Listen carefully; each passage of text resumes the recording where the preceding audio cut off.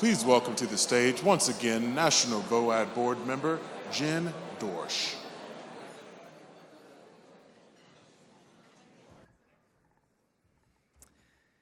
To moderate our think tank panel, it is my pleasure to introduce you to Greg Orion from VisionLink. Greg Orion is the Senior Vice President for Program Development for VisionLink, a leading consulting and technology company specializing in building networks of organizations to improve humanitarian services both domestically and internationally. And they're also a very strong partner of National NVOAD. Prior to this position, Greg Orion was the Vice President of Disaster Program Development for the American Red Cross National Headquarters. In this role, Greg led the development of disaster cycle programs to prepare for and respond to the disasters that face our country. This included oversight of all program development for preparedness, response, and recovery. Collectively, Mr. Orion has over 30 years of experience as a leader in a complex disaster program design, relief operations management, as well as policy and strategy development. Please join me in welcoming Mr. Greg Orion.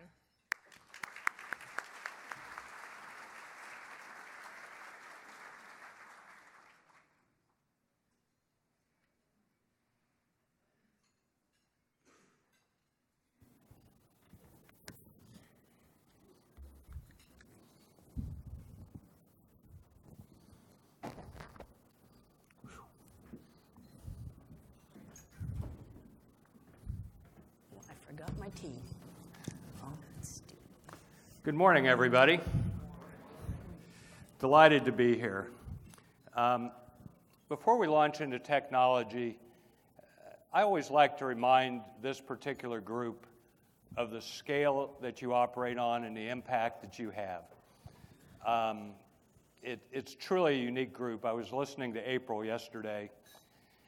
Tens of thousands of volunteers that respond at a moment's notice. Vehicle fleets, sheltering, feeding, millions of dollars worth of assistance. I was talking with one of my colleagues just a few minutes ago, and I think it's largely, we do it so well that it's largely unnoticed. But if we stop doing it, there would be an enormous vacuum. So, you all are extraordinarily important to our country. I think you really manifest kind of the American value of helping neighbors in distress. And I just want you to know how much myself and VisionLink appreciate the work that you do. And while you've been doing that work, technology has changed the world around us. Productivity gains have been incredible. New businesses have evolved, new possibilities have emerged, and it's our belief that it's time to begin to integrate those technologies and possibilities into our work. Imagine how much your impact could be multiplied if we can move away from spreadsheets and paper and truly begin to adopt some of the advanced technologies that other industries are using. It's now possible to do that. VisionLink is working closely with NVOAD to produce a suite of tools to do just that. And we're very hopeful that over the next several months you'll begin to see the fruits of that work. Technology in disaster is challenging. It's not like a steady state blue sky business. You guys operate in New York, you operate in Guam, you operate in Alaska, you do hurricanes, you do earthquakes, you do terrorist attacks, and someday soon we'll probably face a pandemic. That kind of chaotic, very complex system is hard to insert technology into. You have to be very, very careful. I think it's very important that we solve the problems facing this community and not ask you to adopt technologies and change your processes because something bright and shiny has now come along. I also think that technology will become available in the disaster space if we do nothing. It's VisionLink's belief, though, that it's far better to design your future intentionally than to simply drift into it. And that's why we've begun this process, and I think that's why we've got such a great panel here today. So with that, I'm going to ask our panelists to introduce themselves. Dennis, would you like to start? Sure. Thank you so much for having me, everyone. My name is Dennis Lomachenko. I'm with the Disaster Response and Relief Team at Airbnb. I've been with the company for about 4 years now, throughout operations and communication sectors. And in the last year or so, I've been in a disaster response role. Prior to that, I've deployed to Nepal to work with local response agencies on the 2015 earthquake, where we've helped remote communities. Hi, I'm Anna Yeager. I'm from TechSoup, and TechSoup is actually a nonprofit based in San Francisco, but we work around the world, and we distribute donated technologies out to other nonprofits and libraries and faith-based organizations. So I've been with TechSoup for 14 years now, and I now work with a small team called Caravan Studios, where we actually build technology for other nonprofits to use. Hi, I'm Roslyn Mahashan. I am a Strategic Partnership Development Manager at Facebook for the Social Good Team. The Social Good Team works on charitable donations, global marketing programs, which are education and resources, and then the new program that I've recently joined is Crisis Tools. So these are our flagship tool products like Safety Check and others. I work with a group of humanitarian organizations and partner on social media campaigns, as well as on product beta tests. So thank you for having me. It's an honor to be here. Great. Thanks to all of you for being here. Looking forward to your presentations. We do have a set of questions. I think you've seen them. So Dennis, can we start with you?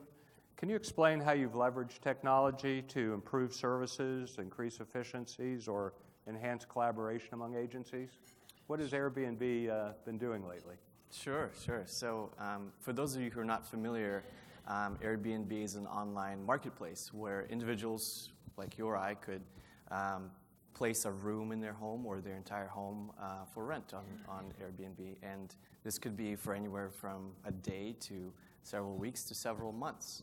And what this existing infrastructure, which was initially founded by just 3 guys trying to pay rent in San Francisco, what it was initially founded as was just a way for them to kind of subsist, and it evolved into a global community of 34,000 cities in 191 countries.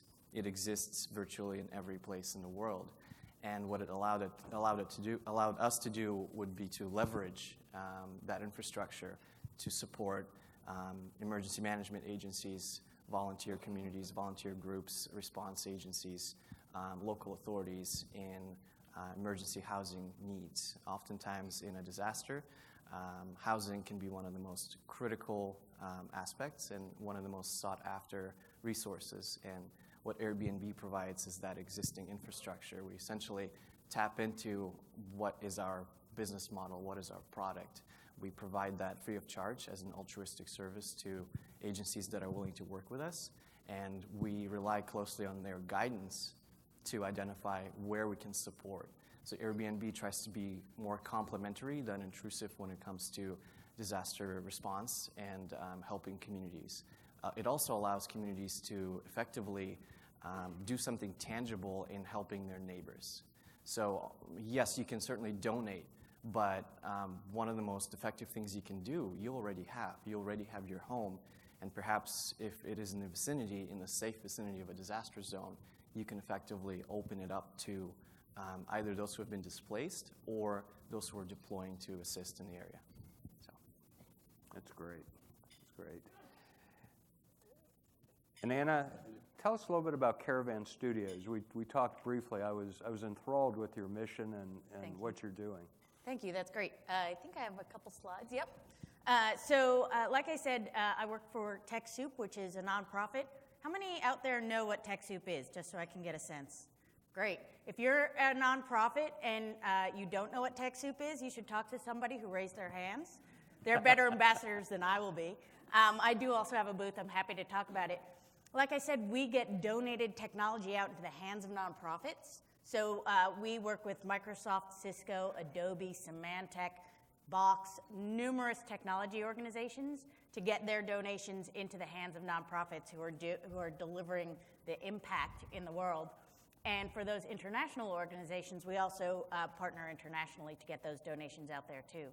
So we're supporting the infrastructure and the capacity building of organizations like yours. We specifically have a disaster and resilience page now with an ebook that was developed in partnership with the Center for Disaster Philanthropy. You can download it for free at this URL.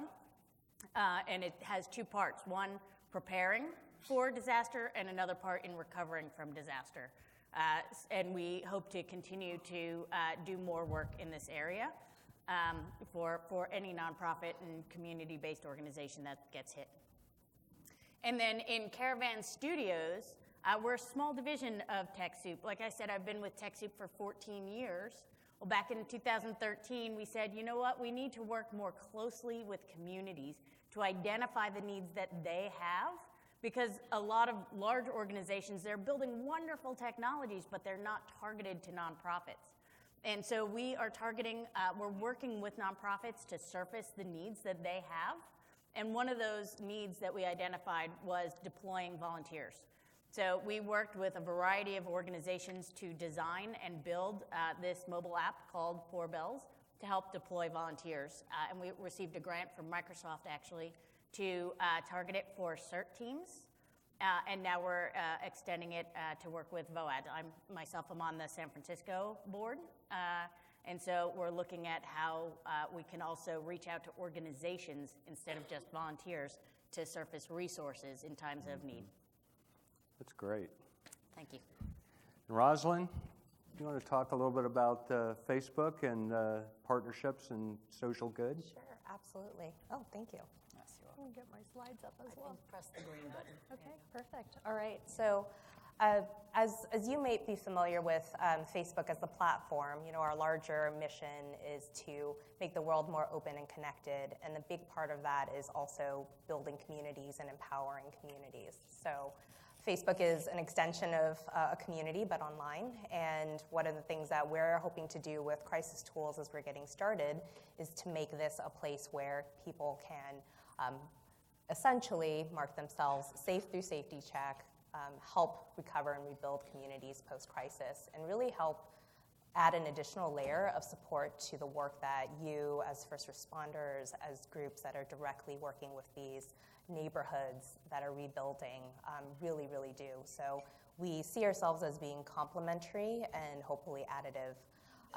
One of the things that we have been doing is just a lot of conversations and collaborations with partners, information gathering, so to speak. So one of the things that we saw with Safety Check was that it is actually a tool that was built in spirit after the 2011 tsunami and earthquake in Japan, where we saw in our Japan office a group of Facebook engineers really get passionate about wanting to do something, and they built their own hacky message board so that they could notify their friends and family that they were safe.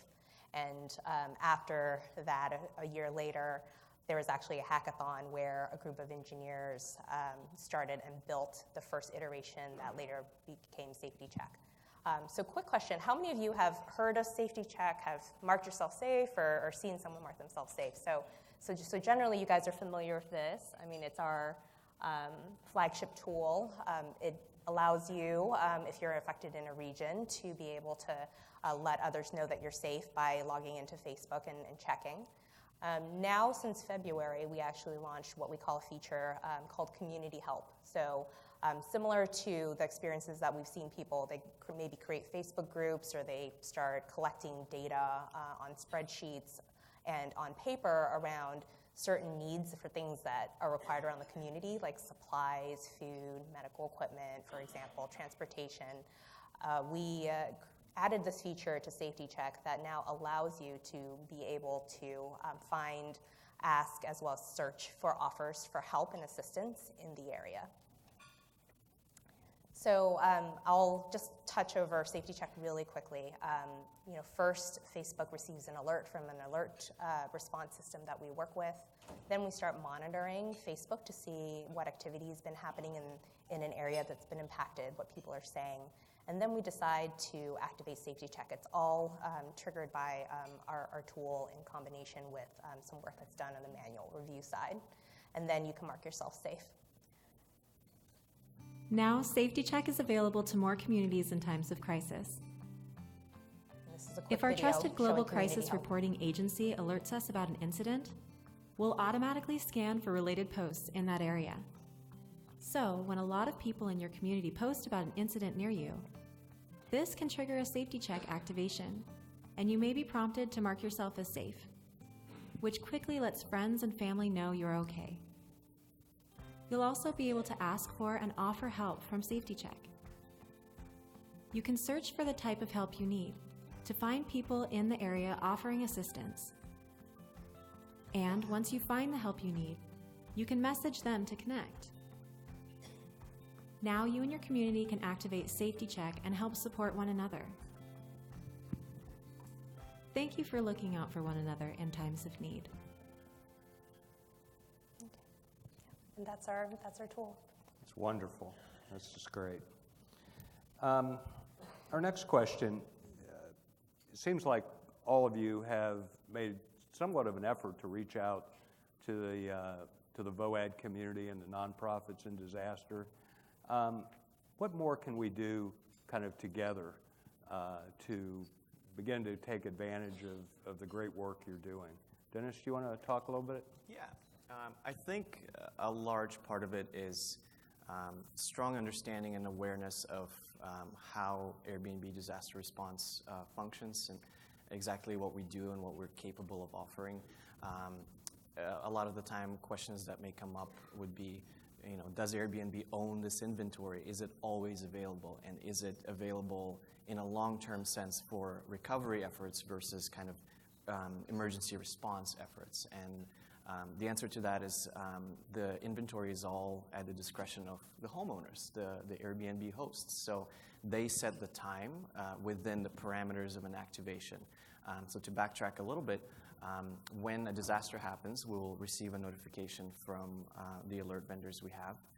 We'll monitor that situation. We might conduct outreach to local authorities, to voluntary agencies in the area to see, evaluate the scale of the disaster, whether we would be impactful, whether our assistance would be needed, if perhaps there are shelters that might be overflowing, or if there are no shelters and there is an accommodations need.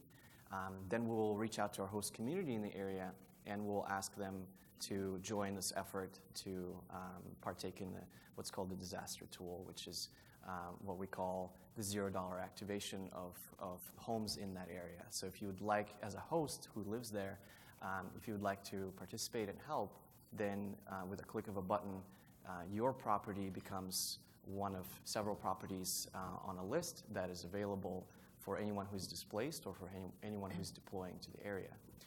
And that list can be distributed through social media, through the local news, through national news, depending on the size of the disaster, and of course, through local officials who, if they're aware of this as a resource, will certainly share it. So when we do that, some of the questions, like I mentioned, come up, and what our answers tend to be is that the availability of time is at host's discretion. So I, as a homeowner, may have 3 or 4 days to contribute toward an activation of maybe 2 weeks. So there's that aspect to it. And then the second aspect would be that the homeowners, they're the ones who own their homes. So they would be the ones communicating with the guests and communicating with those who are deploying to assist if they're staying with them. So awareness is a very strong component to working more closely with us and understanding how we can help you best. When it comes to long-term assistance, what we offer is more geared toward emergencies, those first few days to first few weeks of a disaster where accommodations may be scarce. A good example with that would be during Hurricane Matthew when communities in South Carolina were evacuating more inland, it was a football game weekend, and a lot of the hotels were completely booked, and people needed places to stay. So we received local government outreach in that instance, and kind of supported their efforts to provide housing to folks who needed it at the time. So awareness would be a very strong component. And then the last piece I'll mention would be to sign up for the site. Create an Airbnb account so you can actually use the infrastructure more quickly when there is a need. When there is a disaster and you find out that Airbnb is offering this for free, oftentimes it's best to be prepared by already having an existing account and being familiar with Airbnb infrastructure of the website so that you can take advantage of it more easily. So. That's great.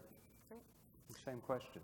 So TechSoup, like I said, we facilitate the donations from technology organizations out to nonprofits. So one of the things that helps us is when we hear from the community about what you need. A few of us at TechSoup are interested in starting a disaster channel, looking for technology and information about technology that can specifically help organizations like yours. So if there's technology out there that you can't find on TechSoup, please reach out to us and tell us what you need and help us maybe with introductions to those organizations that might donate. And we're happy to bring our resources to get more donations out into the hands of nonprofits. So that's from a TechSoup perspective. We want to do that. We want to get the donations into your hands, so help us do that. And then from a Caravan Studios perspective, all that we do is always working with nonprofits and community groups. Folks like you help us identify what's needed to build, help us design it and select the particular features, and so that we're actually building for you. So if anybody's interested in engaging in a process like that, we're happy to engage with you. Again, you can stop by my booth, or I'm just Anna at TechSoup is an easy email for me. If you want to reach out, we really want to better support you, but we need to understand what the needs are and not just create, like Greg was saying, shiny things and saying, here you go, you figure out how to use it. So help us with that. We're happy to engage. Great. Rosalind? Yes. Same as my other panelists here, a lot of the input that we receive from the community is really what helps us build and refine our products. Facebook is famous for many times creating and moving fast. So what that means for us is we oftentimes will build things on the turn of a dime within hours or days, and then release it out to the wild and say, have at it. So we're almost on the flip side of oftentimes of creating technology and then understanding and iterating and learning from the community about how it works, and then refining and continuing to improve and build a better mousetrap. So for us, many times we will be having conversations with our partners in advance before we build. So in a way, we're learning. We're starting to now come and get input from our community members and really get a chance for them to see our products, which is why the product beta test pilots and the initiatives that we run with our partners are so critical. One of the things that we did was work closely with the Red Cross.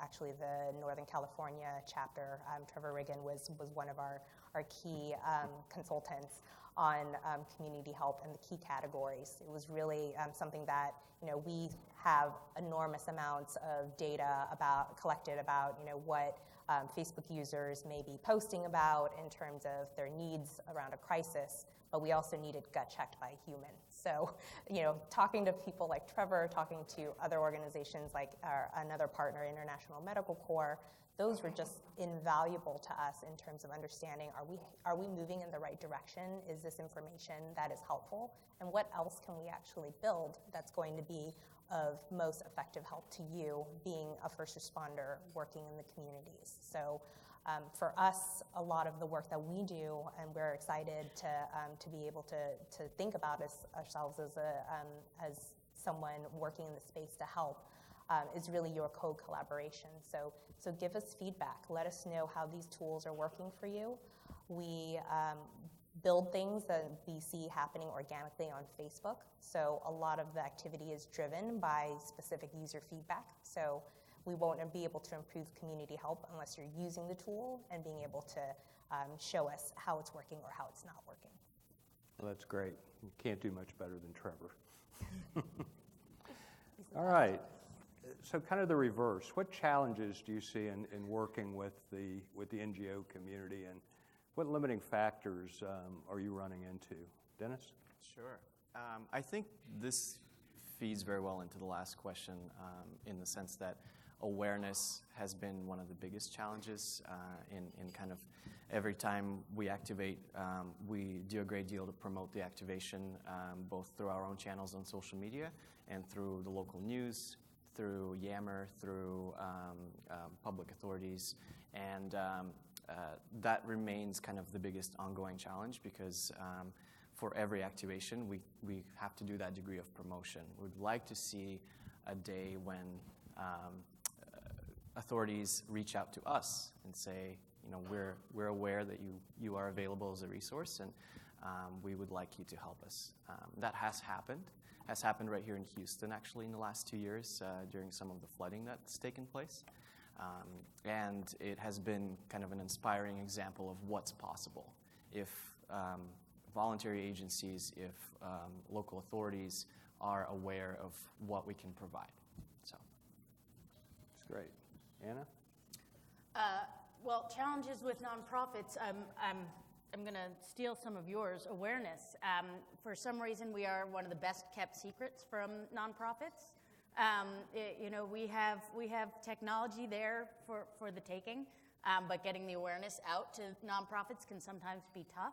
And the other thing that's tough for the nonprofits is money, right? Getting cash. So I neglected to mention one of the programs. This is for folks who operate internationally. For if you are partnering with organizations in other countries, we also have a program called NGO Source, which does something called an equivalency determination. We make sure that they are equivalent to a 501c3 so that cash from the U.S. can flow to those organizations legally and with appropriate tax implications. So getting cash out internationally is something that we help to facilitate too. But those are, I think, are the two greatest things: awareness and money that we see from the organizations, and then just the knowledge of using technology and to be able to select the appropriate technology and implement it. We don't want you to be able to get technology and have it sit on the shelves, but have you use it appropriately to support your missions. Oh, that's great. Rosalind? Yeah, very, very much similar to these comments as well. I think for us, in terms of the tool, it is around awareness. So we launched Community Help back in February, and since then it was very much limited press or attention in the sense of us not really pushing it out there, but more encouraging people to discover it and to start searching through posts and commenting. So since then we've seen thousands of posts. We are very numbers driven, and thousands is pretty small in the grand scheme of a network that connects close to 1.85 billion people around the world. So we have a lot of work that we need to do in terms of increasing awareness and visibility around this tool as well. So it's a combination of working with organizations on the ground to pilot opportunities to use the tool. And we've started to have early conversations with many partners to see if it could be something that they could use. We've gotten some really valuable feedback as well, and I think for us in terms of a challenge, it's been identifying these other larger data sets that we could be tapping into. So we're numbers driven, we're thinking globally, we're thinking nationally. What are some of the largest databases out there and systems that you as an organization use to help with your monitoring and evaluation, with your relief and recovery efforts? And what are some of those systems that we should be thinking about as we think about the next phase of this tool, being able to incorporate data from other parties as well? Well, that makes me think of a few things. Yeah. Let's talk just a little bit about the future. All of you are pretty innovative and cutting edge. You've had great impacts on your respective fields. Dennis, talk to us a little bit about what the future holds and what you're thinking about. Sure. Well, I think it's an understatement to say that technology changes very quickly. And with that is the advantage that it's very nimble and it can adjust to, in the case of disaster response, it can adjust to what the needs are, what the critical needs are, and what the long-term needs might be. So I think in the short-term future, we'll see better coordination amongst authorities and the private sector. We'll see kind of better awareness. In the Airbnb sense, there would be better awareness of what we do and how to leverage what we can offer. And I think in the long term, it's products that are more complementary to what the needs might be or what circumstances might be. Products that can adjust more quickly to fluctuating needs of volunteer organizations or emergency management organizations. So those would be my two prospects. And as I like to think as an example of perspective, the iPhone is coming up on its, the original iPhone was released in around June of 2007. It's coming up on its 10th year, and it's only been 10 years. And think about how it has evolved over time to complement your lifestyle and your day-to-day functions for work and for personal use. So I think that can just as easily be applied to other realms of the private sector, especially of the tech industry in Silicon Valley, and of the solutions that we're offering, not just to the world for general use, but specifically to disaster response community. So. Great. Anna? So I have two things. One is actually here now, but it's actually in the future for a lot of nonprofits who don't have IT capacity, the cloud. And using technology in the cloud. If you're afraid of it, that's reasonable, but don't be. Get educated on how to use the cloud because you guys are mobile and you need information wherever you're going to be. And also, those nonprofits who you're working with who are local, who are in the way of disasters, they need to get into the cloud so that their technology isn't underwater when the flood comes. Or when the house collapses on it. If you have your technology stored in the cloud and you're accessing software that's up in the cloud, you're going to be able to relocate very quickly and still have access to the critical data and functions and systems that you need. So again, it's here already, but it's futuristic for a lot of nonprofits and community-based organizations that don't have the resources, that have a 10-year-old server that they're trying to have limp along. Now for the real future, stuff that's already here now but that's only going to explode, I think is wearables, Internet of Things, sensors that we can all use, cameras that we can use to get situational awareness. Can you imagine if we had a Salvation Army canteen truck with a camera on top that could image the crowd and say, okay, this is how many people we think are out there, this is how many meals we need to serve, hey, we don't have enough, let's order more, let's get another truck out here. Or a sensor that you could slap on somebody in a triage area, they're a yellow, but are they gonna go red? So slap a sensor on them, and that sensor, all it does is it sends an alert to the right phone or the right person to say, hey, something's going on, you need to go check this person in the triage area. So those sensors, or last one, for Take how your many time. of you, you guys are the folks who go rushing towards disasters, towards the danger. How difficult is it to track your volunteers and your staff? What if they were also wearing sensors as they're running into those danger zones so that you can see where they are? At least see where they are, and maybe even monitor their their bodies, so you can see if their heart is still beating or if something's going on. It doesn't have to be a lot of data, but it can be the critical bits of data that you need when you're sitting back at the command post to say, uh-oh, I've got a volunteer or I've got a person in trouble. And I think those are just going to explode over the next 10 years. You can have one more if you want. I'll think on it. All right. Rosalind? I love all of your ideas. This is fantastic. This is fantastic.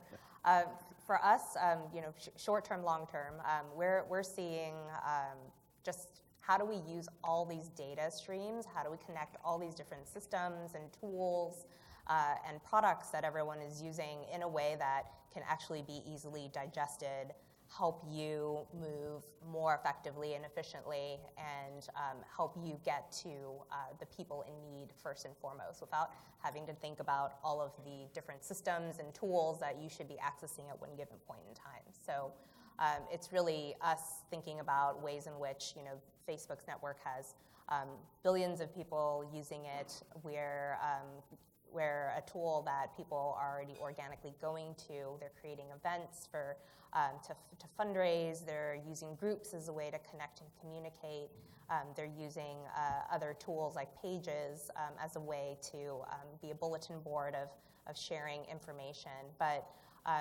thinking about the different ways in which it could be an additional channel, not just social media, not just people posting a lot of noise. How can we actually make something out of the information that we're receiving and make it easier for you to do your jobs? Long term, we're really seeing a lot of first-person stories and images and video and live really being captured through Facebook. So one of the things that we've seen from many of our partners who are conducting beta tests and pilots is going live to actually show what's happening in the region. So imagine, you are out there going out and being deployed to an area, but not everyone's going to have the ability to actually understand, what's going on or get out there and themselves and actually be present and understand the true impact on the ground. Being able to share those stories and going live has been something that we've seen increasing use of. It just helps in terms of understanding, getting background and context on what's happening, what the needs are, what people are saying and doing on the ground. And what we're finding is that it's a way to connect with donors, it's a way to connect with funders, with corporate sponsors, and empowering people to help and take action. And it just really just helps the message land. So what we're seeing now and what we're encouraging our partners to do is really, share your stories, get more out there. Use Facebook as a tool to do it. Use Twitter, use other tools. But it's really about, getting information out there quickly to the people that can really be empowered to help open up their checkbooks or their wallets or be able to give supplies and donate. Yeah, that's really a good point, that it's a partnership with our donors that allows all of this to happen, so on behalf of the clients. Well, that's very exciting. Do we have time to take a few questions? Do you have questions from the audience for our panel? And there are microphones circulating.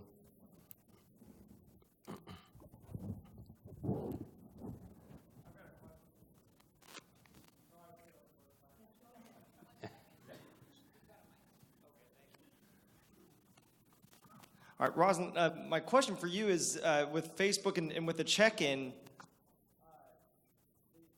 right now it seems to me the check-in is mostly used to tell people they're safe. My concern is that I'm trying to reach a relative who was in the middle of a disaster area and I can't reach them. Is there a way to, or something maybe down the pipe where we can kind of crowdsource that information to determine that a number of people live in a certain area and therefore the people trying to reach them can't reach that particular person? Is there, in other words, is there the opposite side of the check-in? Mm-hmm. Yeah, that's a great question. One of the things that we focused Safety Check on first was to reassure people that their loved ones and friends were indeed safe. the situation of people going missing or unreported, what we find is that we've been giving that a lot of thought in terms of how we might be able to better bridge that gap. Oftentimes we want to be able to really have that in the hands of the local authorities and the people who are dealing with that and most specialized to help in that. Oftentimes we worry about creating more confusion or concern if we are going on the flip side. So that's something that we've been thinking about and thinking through, but we haven't taken action on it yet. That's a great question. Other questions? Yes, ma'am. Wait for the mic to...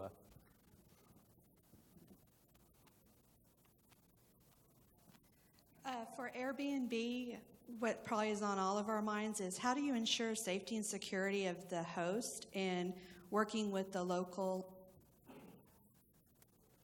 legal aspect as far as if it turns into a situation where a person staying with the host goes past the person staying You might with repeat the turn into question. an eviction situation. How do you built in safeguards for that? Sure, happy to discuss that. So we have, just as a base layer, we have host protections in place. There's the host protection insurance, which covers situations like that. And then there's the host guarantee, which covers an individual's property for up to $1 million when it comes to any kind of damages. When it comes to supporting a host or a person staying with the host for the duration of their stay, we have 24/7 teams that are customer experience and trust and safety. And the function of trust and safety is to handle issues just like the ones you mentioned. So there's a robust sense of support throughout our reservation. We don't just kind of create a system and let folks fly with it. We definitely support in every way we can. Yeah, great. That's correct. So as a host, to sign up on the site, you have to complete multiple layers of what's called verified identification. So that's your state or government issued ID. That's your email, your phone. You may be asked to connect a social media account to your Airbnb account, which essentially looks at the existence of that social media account to prove that it has existed. It's one of several ways to try to verify that you're a real person. And there's a comprehensive background check in the United States. And likewise in other parts of the world, since we're a global company, there are methods that are akin to the comprehensive background check in other countries. So.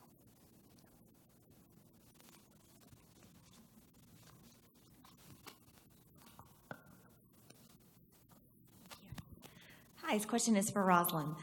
So many of our NVOAD member agencies work in supporting long-term recovery, sometimes months and even years well beyond the disaster. For your features around safety check and community help, are they limited for a period of time? Are they designed for emergency support, or would they be available, a year after the disaster? Yeah, great question. Thanks, April. With Safety Check, what we find is that the tool stays active we keep it active for about 7 days, but then we find that it just drops off in terms of people checking in. So organically, that's already activity that we've been seeing. So the pages themselves for the crisis do exist for a certain amount of days. We've started out first by keeping community help postings active for 30 to 60 days, and then sometimes what we'll do is if we find that there's not that much activity, if it probably creates more noise or the post could be outdated, that misinformation is probably worse for people to have access to than to be able to see it for posterity's purposes. So what we will do is close off the listing if we don't see it. But if there are opportunities to be able to extend that, I think that's the type of information that we would love to know is, how long should we keep that data? If there are special requests from organizations, how do we accommodate that as well? I think we have a couple questions in the back.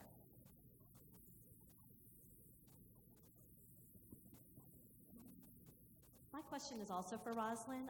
We've heard a lot in the media about fake news lately, and often things get out on social media that are not coming from reliable sources, like, this community needs clothing, and the last thing we want is clothing. And so I'm wondering what tools are in place on Facebook to help manage that false information and how that can be reported up. Absolutely, and yes, no clothing. We've definitely heard loud and clear that that's a crisis after the crisis, where you've got a lot of unwanted donated supplies, and some of it I think is just behavior. Like you just naturally want to do something to help, and then you think, oh, people must need clothes. So it's the cleaning out of the garage behavior that we're definitely seeing through our own community help posts as well, people offering clothing. So very common, something we definitely share. To address your fake news point, fake news is something that we absolutely do not tolerate and condone. It's not an area that I work as closely with, but my peers on the media side are working very, very closely with journalism and news sources to help verify and validate news. We recently launched a program called the Facebook Journalism Project, which is a collaboration with key industry leaders to help identify and snuff out fake news and make sure that those get reported, that the reports are monitored and quickly addressed if there are major issues and those articles are taken down. So that is a big part of the initiatives that are happening now in terms of being able to address that and to make sure that, like I was saying before, like the noise that's getting out there gets further filtered and reduced to make sure that it's able to help instead of create confusion. Great. I think we have time for one more question. So American Red Cross has a Safe and Well registration online. So the question is, are you collaborating with us with the Facebook Crisis Response Safety Check, and how can we collaborate and make that work more effectively? Because people can actually check remotely as well on their loved ones. Yeah, I'm not personally familiar with that integration, but I would love to be able to speak further. Maybe it's something that April and the other folks at the Red Cross might be able to collaborate on, but would love to learn more. Okay. Well, thank all of you. It was a great series of presentations. I think you've given us a lot to think about. I suspect this is the beginning of a conversation rather than the end. But with that, we'll turn it back over to Jen.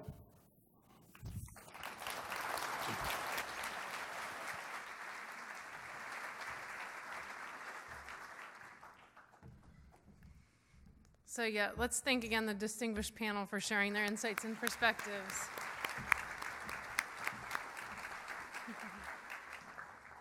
So thank you for joining us for this breakfast this morning. Enjoy your sessions, and don't forget to stop by the silent auction out there on your way out. So thank you.